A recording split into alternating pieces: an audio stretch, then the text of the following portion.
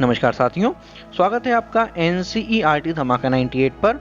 और आज की इस वीडियो में हम क्लास 8 संस्कृत के प्रथम पाठ है जिसका नाम है सुभाषितानी के बारे में अध्ययन करने जा रहे हैं। और अगर आप इस वीडियो में पूरे अंत तक बने रहते हैं तो हम आपको यकीन दिला सकते हैं कि आपको इस चैप्टर के रिवीजन की जरूरत अपनी पूरी लाइफ में कभी भी नहीं पड़ने वाली है, क्योंकि इससे संबंधित जितने भी हमारे संस्कृत के वर्ड हैं उनको हम हिंदी में ट्रांसलेट करके समझने वाले हैं। तो चलिए स्टार्ट करते हैं। और सबसे पहले हम यहाँ पे समझते हैं कि जो वर्ड है हमारा सुभाषित, इसका अर्थ क्या होता है। तो ये दो वर्डों से मिलकर बना होता है। पहला होता है सु, जिसका अर्थ होता है सुंदर, और दूसरा होता है भाषित, जिसका अर्थ होता है वचन। यानी कि अर्थ क्या हो गया, सुंदर वचन, मधुर वचन। आगे देखेंगे, प्रस्तुत पाठ में सूक्ति मंजरी, नैति शकतकम, मनुस्मृति, शिशुपाल वधम, पंचतत्रम से रोचक और विचारोत्तेजक श्लोकों को संग्रहित किया गया है। तो एक ही करके हम सभी श्लोकों को समझते हुए चलेंगे। तो पहला श्लोक है हमारे यहाँ पर, गुणा गुणगेषु गुणा भवन्ति ते निर्गुण प्राप्य भवन्ति दोषा स्वस्वादुतो याः प्रवन्ति नद्यः समुद्रमासाद् भवन्तु पेयाः। अब इस श्लोक के अंतर्गत जो भी हमारी संधि विच्छेद आ रही हैं उनको हम यहाँ पे समझते हैं। पहला है गुणा गुणगेषु के बीच में संधि विच्छेद, तो इसका होगा गुणाः प्लस गुणगेषु। दूसरा है गुणा भवंती के बीच में, तो इसका क्या होगा, गुणाः प्लस भवंती। तीसरा है हमारे यहाँ पर समुद्रम आसाद, तो क्या होगा, समुद्रम प्लस आसाद्य। और अगला है हमारा भवन्तोपेयः, तो इसका क्या होगा, भवंती प्लस उपेया। ठीक है, अब इसका हम अन्वय देखेंगे। तो अन्वय जो है इसी से बनाया गया है। तो आप देख सकते हैं, गुणा गुणगेषु गुणा भवन्ति ते निर्गुण प्राप्य दोषा भवन्ति। यहाँ पे क्या था, भवन्ति दोषा था, और यहाँ पे क्या बनाया, दोषा भवन्ति। नद सुस्वासुतो या प्रवन्ति समुद्रमासाद उपेय भवन्ति। तो यहाँ पे जो हमारे संधि विच्छेद थे उनको भी यहाँ पे सेट किया गया है। तब अब हम क्या समझते हैं, इसका अर्थ समझते हैं। देखिए, पहला वर्ड है हमारे यहाँ पे गुणाः। गुणाः का मतलब होता है क्वालिटी। जो भी किसी इंसान के अंदर या जो भी कोई मशीन के अंदर जो गुण होते हैं, जो उसकी क्वालिटी होती है, वो क्या होती है, हमारे यहाँ पे गुणाः होती है। गुणगेषु, गुणगेषु का क्या मतलब है, गुणी व्यक्तियों में, ऐसे व्यक्ति जो गुणवान व्यक्ति हैं, जो अच्छे व्यक्ति हैं, गुणा भवन्ति, गुण कहलाते हैं। यानी कि जो क्वालिटी होती हैं, यदि वो गुण वाले व्यक्तियों में, जिसकी जो अच्छा व्यक्ति उसके अंदर हैं, तो उन्हें हम क्या बोलते हैं, उन्हें बोलते हैं गुण। लेकिन ते निर्गुण प्राप्य दोषा भवन्ति, ते यानी कि लेकिन यदि वह गुणहीन व्यक्तियों को पा लेते हैं, जो क्वालिटी होती हैं वो गुणहीन व्यक्तियों के पास पहुंच जाती हैं, जो व्यक्ति अच्छे नहीं होते उनके पास पहुंच जाती हैं, तो वो गुण नहीं रहते, उन्हें हम बोलते हैं दोष। एग्जाम्पल के तौर पे समझेंगे, अगर आपको कोडिंग आती है कंप्यूटर की और आप एक अच्छे व्यक्ति हो तो आप उससे लोगों की हेल्प करोगे। अगर कंप्यूटर का पासवर्ड कोई भूल चुका है तो आप उसकी हेल्प करके उस पासवर्ड को खोलोगे। लेकिन अगर आप एक बुरे व्यक्ति हो तो आप औरों के कंप्यूटर को हैक करोगे, आप बैंक को हैक करोगे। तो जो क्वालिटी है कंप्यूटर वाली, कोडिंग वाली, अगर अच्छे व्यक्ति के पास हो तो वो कहलाएगी गुण। लेकिन अगर किसी हैकर के पास पहुंच गई वो क्वालिटी, जो हैक करता है कंप्यूटरों को, तो वही क्या बन जाएगी, वो दोष बन जाएगी। तो यहाँ पर एक एग्जाम्पल भी दे रखा है इसका, नद्यः। नद्यः मतलब नदियां जो होती हैं, सुस्वादु तोयाः, वो स्वादिष्ट जल, प्रवहन्ति उत्पन्न करती हैं। वो नदियां क्या होती हैं, स्वादिष्ट जल उत्पन्न करती हैं। लेकिन समुद्रम, जब वह समुद्र में आसाद्य पहुंच जाती हैं, तब उपेया भवन्ति, तब वह पीने लायक नहीं रहती। यानी कहने का तात्पर्य यह है कि जो नदियां होती हैं वो हिमालय पर्वत से और अलग अलग पर्वतों से उत्पन्न होती हैं और स्वादिष्ट जल उत्पन्न करती हैं, जिसको लोग पीते हैं। लेकिन जब वह बढ़िया पानी, नदियों वाला पानी समुद्र के अंदर मिल जाता है तो वो पूरा खारा हो जाता है और पीने लायक नहीं रहता, अपेय हो जाता है। और उसी तरह से जो क्वालिटी हैं वो जब तक अच्छे इंसान के पास है तब तक तो उन्हें हम क्वालिटी बोलेंगे, उन्हें हम गुण बोलेंगे। लेकिन जब वह क्वालिटी किसी बुरे इंसान के पास पहुंच जाएंगी तब वो क्वालिटी नहीं रहेंगी, वो एक दोष बन जाएगा। अब आगे चलेंगे अगले श्लोक की ओर। साहित्य संगीत कला विहीन, साक्षात पशु पुच्छ विषाणहीन, तृणना खादनपि जीवमान, तत् भाग्य देहम परम पशुनाम। अब इसके अंतर्गत जो भी हमारे संधि विच्छेद हैं उनको हम यहाँ पर समझते हैं। देखिए साक्षात पशु, इसका क्या बनेगा, साक्षात प्लस पशु। इसके बाद है हमारे यहाँ पर खादन अपि, इसका क्या बनेगा, खादन प्लस अपि। इसके बाद हम आगे देखेंगे तत् भाग्य देहम, तो इसका क्या बनेगा, ततः प्लस भाग्य देहम। अब इसका हम यहाँ पर क्या समझते हैं, अन्वय समझते हैं। तो अन्वय क्या होगा, साहित्य कला संगीत विहीन मनुष्य पुच्छ विषाणहीन साक्षात पशु तृणना खादन अपि जीवमान अस्ति तत् पशुना परम भाग्य देहम। अब देखिए, अब हम क्या समझेंगे, इसका हिंदी में अर्थ समझेंगे। देखिए यहाँ पे क्या लिखा है, साहित्य संगीत कला विहीन। साहित्य, साहित्य का क्या मतलब होता है, जो लिटरेचर होता है उसे हम क्या बोलते हैं, साहित्य बोलते हैं। दूसरा है हमारे पे संगीत, यानी कि म्यूजिक, जो हमारा संगीत होता है उसे हम म्यूजिक बोलते हैं। कला, कला मतलब कि ड्राइंग, आर्ट जो होता है उसे बोलते हैं विहीन।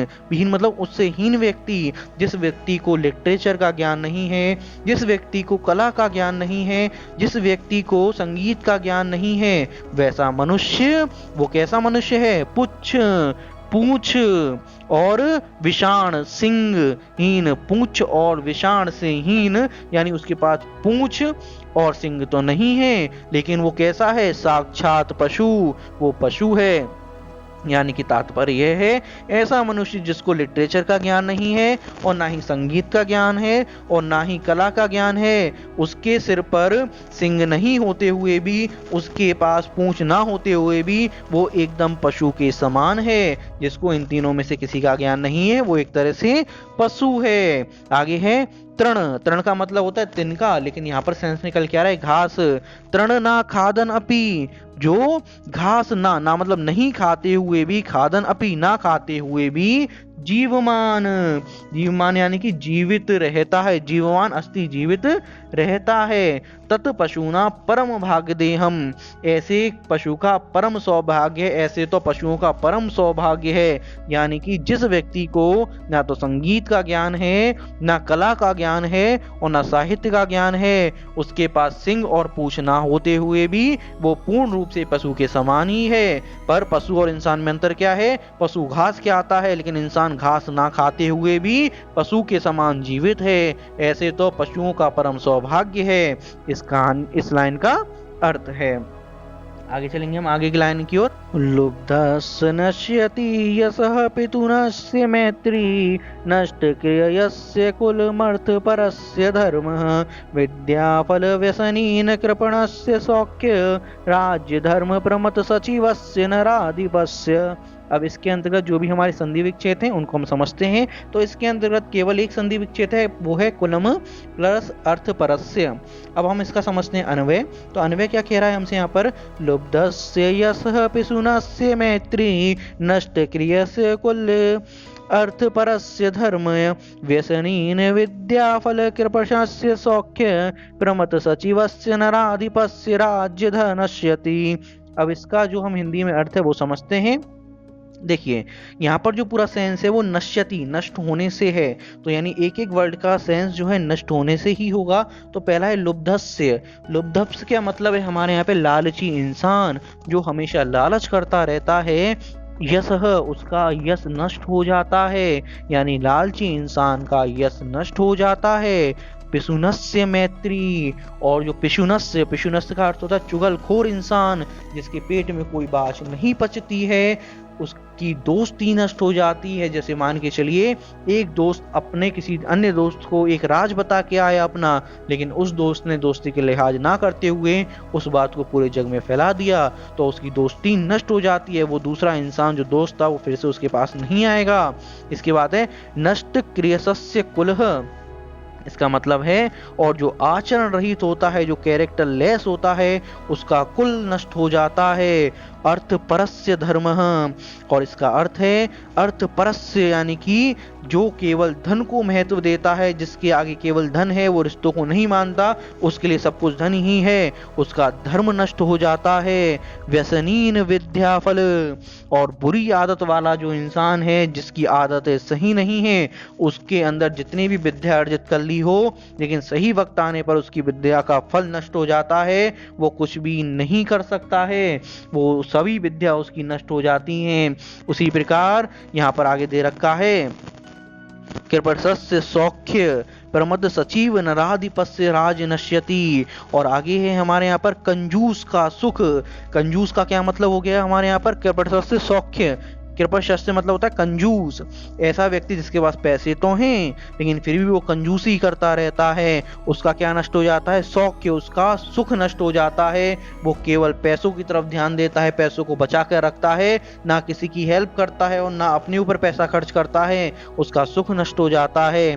और प्रमत सचिवस्य नराधिपस्य, और आलसी मंत्रियों सहित राजा का नराधिपस्य, राज नष्ट हो जाता है। यानी कि राजा तो ठीक है लेकिन अगर उसके मंत्रीगण आलसी हैं तो उस राजा का राज्य नष्ट हो जाता है। जिस प्रकार एक राज्य राष्ट्रपति होता है, अगर उसके नीचे काम करने वाले मुख्यमंत्री और प्रधानमंत्री सभी क्या होंगे? आलसी होंगे, तो देश हमारा ग्रो नहीं कर सकता। तो यहाँ पर ये सेंस है कि लालची इंसान का यश नष्ट हो जाता है, चुगलखोर की दोस्ती नष्ट हो जाती है, कर्मीन का कुल नष्ट हो जाता है, धन को अधिक महत्व देने वाले का धर्म नष्ट हो जाता है, बुरी आदतों वाले व्यक्ति की विद्या फल नष्ट हो जाती है, कंजूस का सुख खत्म हो जाता है, आलसी मंत्री सहित राजा का राज्य नष्ट हो जाता है। ये इस पूरे का अर्थ हो गया। आगे चलेंगे आगे हम। पित्वारसः तु कटुक मधुर समान माधुर्यमेव जनये मधु मच्छिकासो संत सतथेव समसज्जन दुर्जनाम श्रुत्वा वच मधुर सुक्त सरस सृजन्ति। अब इसके अंतर्गत जो भी हमारे संधि विच्छेद है उसको हम समझते हैं। माधुर्यमेव, ये दो वर्डों से मिलकर बना है, माधुर्यम प्लस एव। इसके बाद है हमारे यहाँ पर ये बना है जनयेत मधुमच्छिका असो, जनयेत प्लस मधुमच्छिका प्लस असो। इसके बाद है हमारे यहाँ पर ये बना है संत तथा एव, संत प्लस तथा प्लस एव। इसके बाद है हमारे यहाँ पे अन्वय है, तो इसका समझते हैं हम यहाँ पर। असो मधुमच्छिका कटुक मधुर वारस समान पित्वा माधुर्यम एव जनयेत तथैव संतः समसज्जन दुर्जनानावच श्रुत्वा मधुर सुक्त रस सृजन्ति। अब इसका हम यहाँ पर क्या समझते हैं? हिंदी में अर्थ समझते हैं। देखिए, असो, असो का मतलब होता है हमारे यहाँ पे जिस प्रकार या फिर जैसे। मधुमच्छिका, यह मधुमक्खी, जो मधुमक्खी होती है ना, मधुमक्खी कटुक कड़वे, मधुर मीठे, वारस रस को, समान पित्वा समान प्रकार से एक जैसे पीकर, माधुर्यम मिठास, एव ही जनयेत पैदा करती हैं।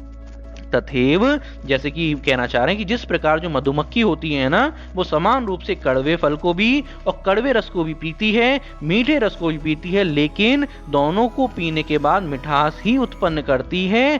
तथैव, उसी प्रकार वैसे ही संत, संत जो होते हैं, जो सज्जन लोग होते हैं, समसज्जन दुर्जनाना, अच्छे और बुरे लोगों के समान रूप से, वच वचनों को, जो उनकी जो बोलते हैं उन बातों को सुनकर, सुनकर यानी श्रुत्वा, उन दोनों की बातों को सुनकर, चाहे कोई उनसे अच्छी बात कहे या कोई बुरी बात कहे, मधुर सुक्त सम, यानी कि मीठे स्वर ही, मीठे स्वरूप, सुक्ति ही, सज्जंती बोलते हैं, मीठी वाणी ही बोलते हैं। तात्पर्य ये है कि जिस प्रकार मधुमक्खी कड़वे अथवा मीठे रस को एक समान पीकर मिठास ही उत्पन्न करती है, उसी प्रकार संत लोग यानी कि सज्जन लोग और दुर्जन लोगों की बातों को सुनकर, यानी कि अच्छे लोगों की बातों को और बुरे लोगों की बातों को सुनकर, सुक्ति रूपी रस यानी मिठास ही उत्पन्न करते हैं। आगे के चलेंगे श्लोक की ओर। आगे है हमारे यहाँ पर, बेहाय पौरुष यो ही देव मेवावलंबते प्रासाद सिंहवंत तस्य मूर्छनि तिष्ठति वायसः। अब इसका हम यहाँ पर जो भी हमारा संधि विच्छेद है वो समझते हैं। देखो, देवमेवावलंबे, ये तीन वर्डों से मिलके बना है, देवम प्लस एव प्लस अवलंबवते। इसके बाद हम यहाँ पर देखेंगे इसका अन्वय, तो अन्वय है हमारे यहाँ पर यो ही पौरुष विहाय देवम एव अवलंबवते प्रासाद सिंहवत तस्य मूर्छनि वायसा तिष्ठति। अब चलिए इसका हम यहाँ पर समझते हैं अर्थ। देखिए, यो का मतलब होता है हमारे यहाँ पर जो, ही मतलब निश्चित ही, जो कि सब कुछ निश्चित होता है निश्चित रूप से, पौरुष, पौरुष मतलब मेहनत करके, विहाय मेहनत छोड़कर, विहाय मतलब छोड़कर, यानी कि जो निश्चित रूप से मेहनत छोड़कर, देवम, देवम मतलब भाग्य के, एव भाग्य के ही, अवलंबवते भरोसे बैठा रहता है, जो मेहनत वगैरह सब छोड़ देता है और अपनी कुंडली वगैरह का दिखा के वो सोचता है कि मुझे तो सब मिल ही जाएगा, मैं भाग्य के भरोसे ही रहता हूँ, उसका क्या होता है, अवलंबवते, उसकी जो गति होती है वो महल के नकली प्रासाद सिंहवन, नकली शेर के समान होती है। यानी एक ऐसा शेर जो महलों में एक, आपने देखा ना स्ट्रक्चर लगा रहता है टैटू वगैरह टाइप का जो बना रहता है, उस शेर के समान होती है। तस्य मूर्छनि वायसा तिष्ठति, और उसके सिर पर क्या होते हैं, उसके सिर पर कौवे घूमते रहते हैं। यानी कि जो व्यक्ति निश्चित रूप से पुरुषार्थ यानी मेहनत छोड़कर भाग्य का ही सहारा लेता है, वो उस प्रकार होता है जैसे महल के द्वार पर बने नकली शेर की तरह, उसके सिर पर क्या होते हैं, उसके सिर पर कुएं बैठे रहते हैं। और असली शेर के सिर पर तो कोई कुआ बैठा नहीं रहेगा, कुआ जो होता है तो वो नकली शेर के समान होता है।